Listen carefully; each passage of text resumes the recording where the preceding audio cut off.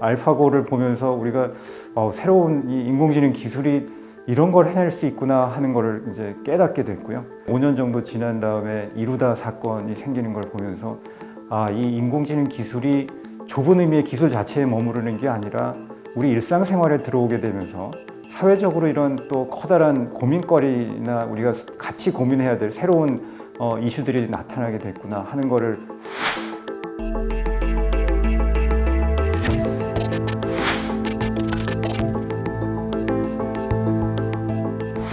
인공지능 학습용 데이터가 구축되는 과정은 결국은 우리 일상생활로부터 사람들이 하는 이제 채팅 또는 메신저로부터 재료를 이제 추출해내는 셈이 되고요. 그로부터 학습용 데이터를 만들어낼 때 그런 혐오적인 표현을 어떤 식으로 걸러낼 거냐 하는 이제 질문이 기술적으로 또는 사회 규범적으로 이제 나타날 수밖에 없고요.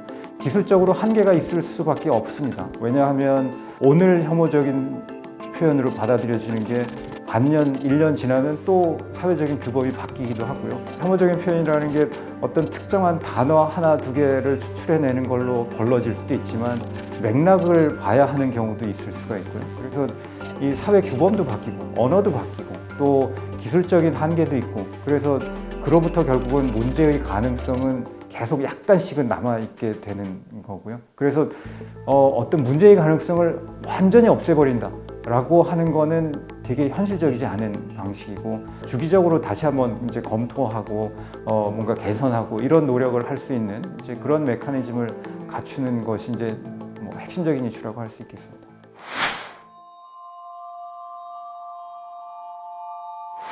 인공지능 윤리 이렇게 얘기할 때 중요한 화두 중에 하나는 이제 차별에 관한 것인데요. 차별은 이제 기존의 어떤 이론 틀 안에서는 직접 차별, 간접 차별 뭐 이런 식의 구분을 합니다. 직접 차별이라고 하는 거는 그냥 말하자면 대놓고 차별을 하는 이제 이런 개념인데요. 예를 들면 회사에서 고용을 하는데 나는 특정한 대학을 나온 사람은 싫어. 또는 뭐 특정한 성별인 사람은 싫어. 또는 특정한 성적 지향을 가진 사람은 싫어. 이렇게 대놓고 얘기하면 이제 그게 직접 차별이 되고요. 간접 차별은 나는 차별 안 해 라고 겉으로는 얘기하지만 나중에 결과를 보니까 그 특정 그룹에 대해서 굉장히 나쁜 어떤 불이익이 강하게 나타난다 라고 하면 이거는 차별로 볼 수밖에 없지 않나? 이렇게 보는 건데요. 인공지능 영역으로 이제 옮겨서 생각을 해보면 인공지능은 데이터 안에 예컨대 성별에 관한 이슈가 차별로 나타난다라고 하면 입력 값에 아예 성별에 관한 데이터는 포함하지 않는 방식으로 한다 라고 하면 직접 차별을 줄일 수 있지 않을까? 뭐 이런 얘기로 가는 거고요. 결과값을 보니까 성별에 따른 차별이 많이 나타난다? 이건 문제네? 그러면 그 결과값을 보고 다시 데이터를 보정을 하든지 알고리즘을 수정을 하든지 하면서 차별적인 결과가 나타나지 않도록 하는 이제 그런 접근 방법이 되겠고요. 입력값에 관해서 컨트롤을 하는 방식으로 가면은 점점 이제 문제가 어려워지기 시작을 하는 것이 결국 빅데이터 인공지능이라고 하는 거는 다양한 종류 데이터 또 많은 데이터를 통해서 이제 훨씬 더 풍부한 결과를 얻어내고 현실감 있는 결과를 얻어내는 건데 입력값을 자꾸 규제를 하기 시작을 하면 인공지능 모형이라고 하는 게 성능이 떨어지고 현실감이 떨어지기 쉽습니다. 다른 한편 이제 결과값을 보고 규율하는 방식으로 가면 어떤 정도의 불이익 아니면 그룹별로 이제 차이가 나타나는 상황일 때 기준점을 어떻게 잡을 것이냐 그리고 개선을 구체적으로 어떻게 모색할 것이냐 이제 그런 실무적인 부분에 관한 어떤 어려운 점 이런 것들이 계속 나타나게 됩니다.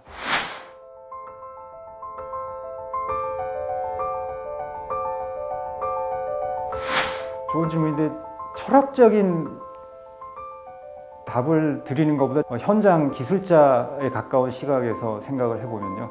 챗봇 서비스를 개발하는 과정에서 사람들이 메신저 대화 내용 중에 그런 나중에 문제가 될 수도 있는 그런 내용들을 다 걸러내서 세상에서 제일 순수하고 제일 착한 그런 사람들이 얘기할 법한 내용만 가지고 학습 데이터를 만들어낸다. 그래서 챗봇 서비스를 이제 출시한다라고 생각을 해보면요.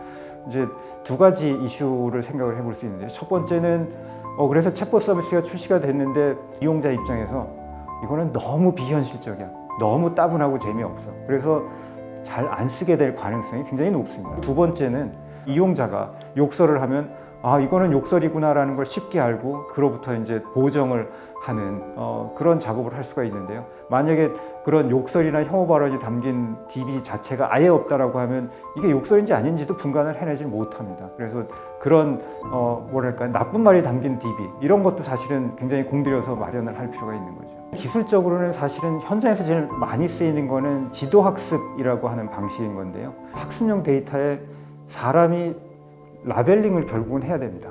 괜찮은 거 아닌 거 이제 뭐 OX 이런 식으로 나누는 것보다 좀 그 1부터 10까지 조금 단계를 나누어서 심하게 나쁜 거, 약간 나쁜 거, 뭐 괜찮은 거 이렇게 몇 개로 이제 단계를 쪼개서 하는 식의 방법을 쓸 수가 있고요. 주기적으로 업데이트라고 그런 과정을 통해서 이제 뭐 개발자 입장에서 성능이 좋아지는 것일 건데 이용자 입장에서는 이게 나쁜 말은 이런 식으로 걸러내는구나라는 거를 이제 파악하게 되는 그런 과정을 거치겠죠.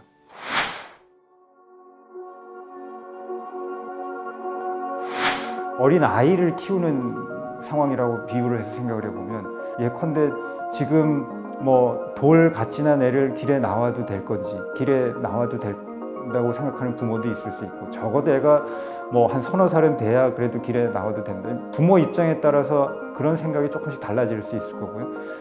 이걸 AI 맥락에서도 비슷한 식으로 지금 요 정도 단계에서 출시를 해도 괜찮을까? 이용자들 통해서 계속 업데이트하면서 성능이 더 좋아지고 그러니까 이런 생각을 할 수는 있는데 그 판단은 결국은 기업의 판단인 동시에 사회의 판단이기도 한 거죠.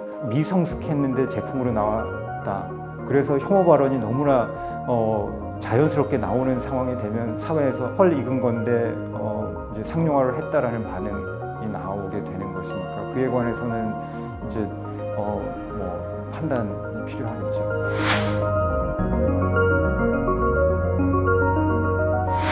이루다 사건 같은 경우는 넓게 보면 이슈가 이제 개인정보와 관련된 이슈, 윤리적인 이슈라고 구분을 해서 본다면요. 개인정보와 관련된 이슈는 이제 개인정보보호법을 포함한 어떤 기존의 실정법 체계에서 바라볼 이제 그런 부분이 어느 정도는 또렷하게 있고요. 윤리적인 차원에서 바라볼 부분은 그 중에서 일부 영역은 어쩌면 실정법하고 관련성이 있을 수도 있습니다. 근데 대체적으로는 지금 현재의 실정법 이슈하고는 좀 떨어져 있는 부분이 있고요.